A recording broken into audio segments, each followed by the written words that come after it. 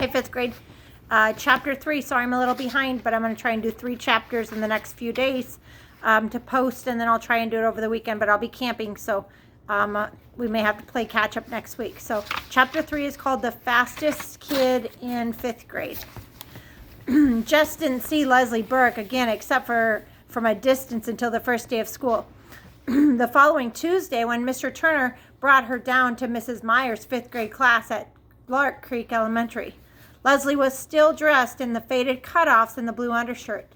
She had sneakers on her feet, but no socks. Surprise swooshed up from the class like steam from a released radiator cap. They were all sitting there primly dressed in their spring Sunday best. Even Jess wore his one pair of corduroys and an iron shirt.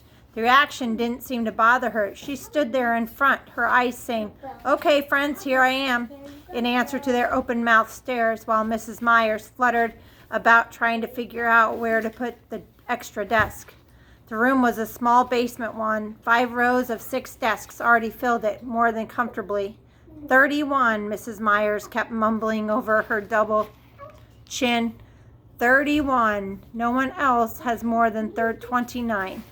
She finally decided to put the desk up against the side wall near the front. "Just there for now, Leslie. It's the best we can do for now. This is a very crowded classroom." She swung a pointed glance at Mr. Turner's retreating form.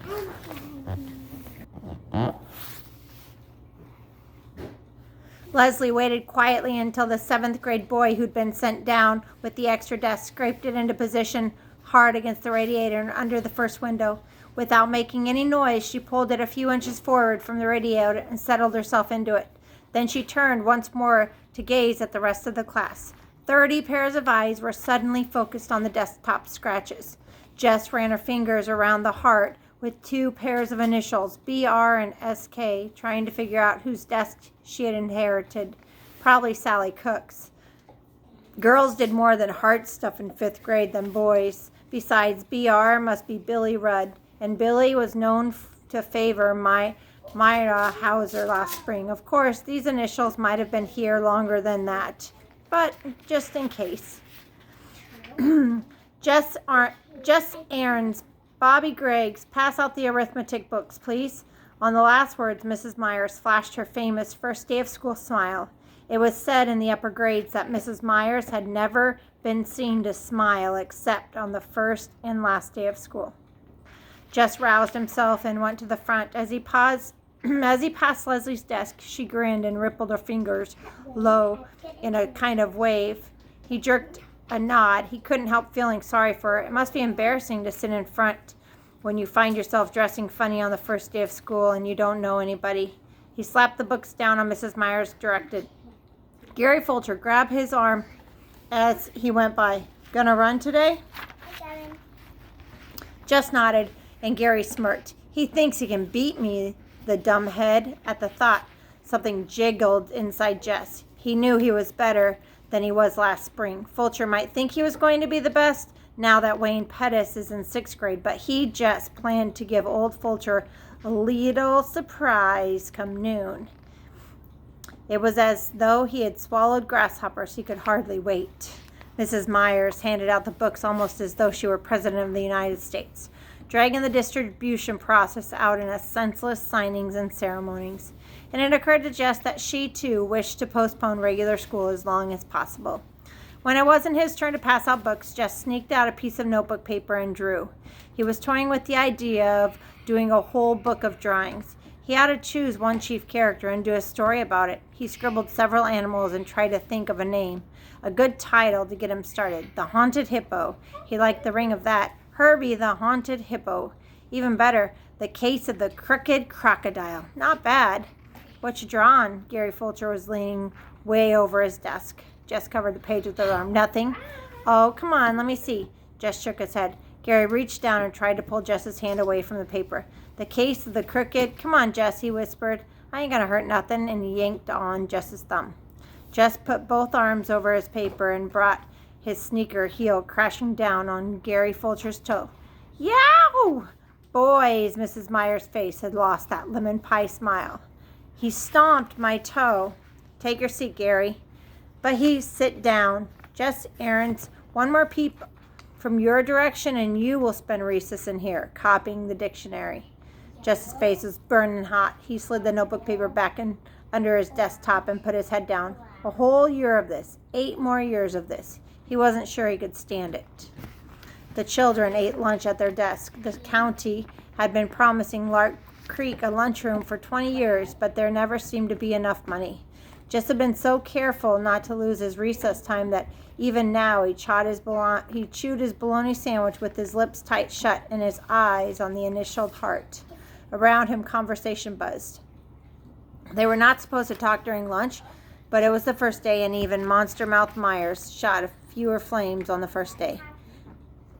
She's eating clabber 2 seats from where he sat.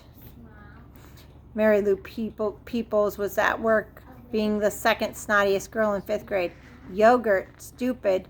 Don't you watch TV? This was from Wanda K. Moore, the snottiest, who sat immediately in front of Jess. Yuck. Lord, why couldn't they leave people in peace? Why shouldn't Leslie Burke eat anything she darn well pleased? He forgot that he was trying to eat carefully and took a loud slurp of his milk.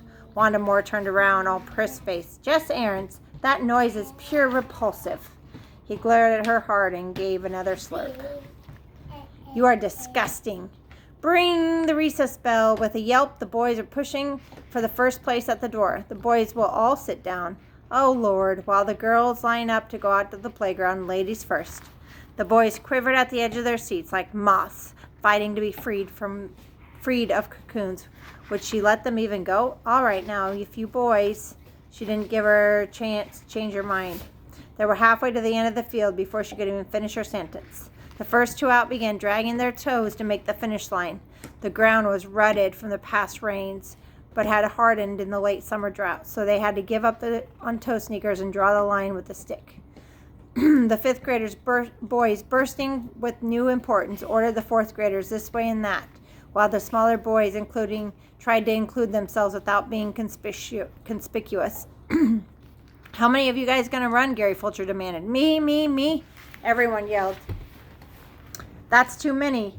Now, no, 1st, 2nd, 3rd graders, except for the Butcher sons and Timmy Vaughn. The rest of you will just be in the way. Shoulders sagged, but the little boys backed away obediently. Okay, that leaves 26, 27, stand still, 28. You get 28, Greg. Fulcher asked Greg Williams, his shadow. Right, 28. Okay, now we'll have elimination like always. Count off by 4s, then we'll run all the 1s together and then 2s. We know, everyone was impatient with Gary, who was trying for all the world to sound like this year's Wayne Pettis. Jess was 4, which suited him well enough. He was impatient to run, but he really didn't mind having a chance to see how the others were doing this since spring. Fulcher was a 1, of course, having started everything himself. Jess grinned at Fulcher's back and stuck his hands in his pockets of his corduroys, wiggling his right finger through the holes. Gary won the first heat easily and had plenty of breath left to boss the organizing of the second, and the few of the younger boys drifted off to play King of the Mountain on the slope beyond the upper and lower levels. Out of the corner of his eye, Jess saw someone coming down from the upper field. He turned his back, pretended to concentrate on Fulcher's high-pitched commands. Hi, Leslie Burke had come up beside him. He shifted slightly. Are you running? Later. Maybe if he didn't look at her, she would go back to the upper field where she belonged. Gary told Earl Watson to bang the start. Jess watched. Nobody with much speed in that crowd. He kept his eyes on the shirt tails and the bent backs.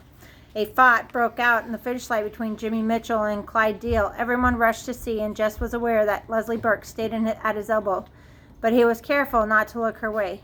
Clyde, Gary Fulcher made his declaration. It was Clyde. It was a tie, Fulcher, the 4th grader protested. I was standing right here. Clyde Deal. Jimmy Mitchell's jaw was set. I won, Fulcher. You couldn't even see from way back there. It was Deal. Gary ignored the protest. We're wasting time. All 3 line up right now. All 3s line up. Jimmy fist went up. Ain't fair, Fulcher. Gary turned his back and headed for the starting line. Oh, let them both run in the finals. What's it going to hurt? Jess said loudly. Gary stopped walking, wheeled to face him. Fulcher glared First at Jess and then at Leslie Burke. Next thing he said, his voice was dripping with sarcasm, next thing you want to let some girl run. Jess's face went hot. Sure, why not? He turned deliberately toward Leslie. Want to run? He asked. Sure, she was grinning. Why not? You ain't scared to let a girl race, are you? Fulcher? For a minute he thought Gary was going to sock him, and he stiffened. He must let Fulcher suspect that he was scared of a little belt in the mouth, but instead Gary broke into a trot, started bossing the threes into line for their heat. You can run with the fours, Leslie, he said it loudly enough to make sure Fulcher could hear him, and then concentrated on the runners. See, he told himself, you can stand up to creep Fulcher, no sweat. Bobby Miller won the threes easily. He was the best of the fourth graders, and almost as fast as Fulcher, but not as good as me, Jess thought. He was beginning to get really excited now. There wasn't anybody in the fours who could give him much of a race. Still, it would be better if Fulcher was a scare by running well in the heat. Leslie lined up beside him on the right. He moved a tiny bit to the left, but she didn't seem to notice. At the bang, Jess shot forward. It felt good. Even the rough ground against the bottom of his worn sneakers. He was pumping good. He could almost smell Gary Fulcher's surprise at his improvement. The ground was noisier than they'd been during the other heats. Maybe they were all noticing. He wanted to look back and see where the others were, but he resisted this temptation. It would seem conceited to look back. He concentrated on the line ahead. It was nearing with every step. Oh, Miss Bessie, if you could see me now. He felt it before he saw it. Someone was moving up. He automatically pumped harder. Then the shape was there in his sideways vision. Then suddenly, pulling ahead, he forced himself now. His breath was choking him, the sweat in his eyes. But he saw the figure anyhow. The faded cutoff crossed the line. The faded cutoffs crossed the line a full 3 feet ahead of him. Leslie turned to face him with a wide smile on her tanned face. He stumbled and without a word began half walking, half trotting over to the starting line. This was the day he was going to be the champion, the best runner in 4th and 5th grades, and he hadn't even won his heat.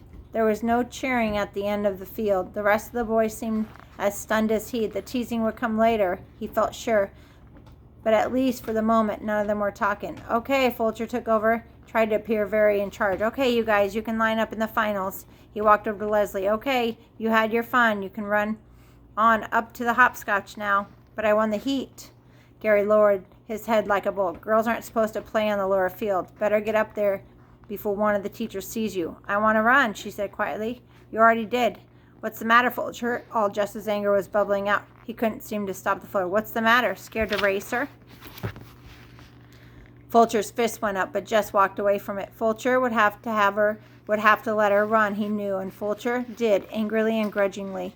And she beat him. She came in first, turned her large shining eyes on a bunch of dumb, sweating, mad faces. The bell rang. Jess started across the lower field, his hands still deep in his pocket. She caught up with him. He took his hands out and began to trot toward the hill. She got him in enough trouble. She speeded up and refused to be shaken off. Thanks, she said. Yeah, for what? He was thinking. You're the only kid in this whole darn school who's worth shooting. He wasn't sure. He thought her voice was quivering, but he wasn't going to start feeling sorry for her again. So shoot me, he said. On the bus that afternoon, he did something that he never thought he would do. He sat down beside Maybelle. It was the only way he could make sure that he wouldn't have Leslie plunking herself down beside him. Lord, the girl had no notion of what you did and didn't do. He stared out the window, but he knew that she had come and was sitting across the aisle from them. And he heard her say, Jess, once, but the bus was noisy enough that he could pretend he hadn't heard. And when they came to the stop, he grabbed Maybelle's hand and dragged her off, conscious that Leslie was right behind him. But she didn't try to speak to him again, nor did she follow them. She just took off running to the old Perkins place. She couldn't help turn watching. She ran as though it was her nature. It reminded him of the flight of the wild ducks in the autumn. So smooth, the word beautiful came to his mind. But he shook it away and hurried up toward the house. The next chapter 4 is called The Rulers of Terabithia.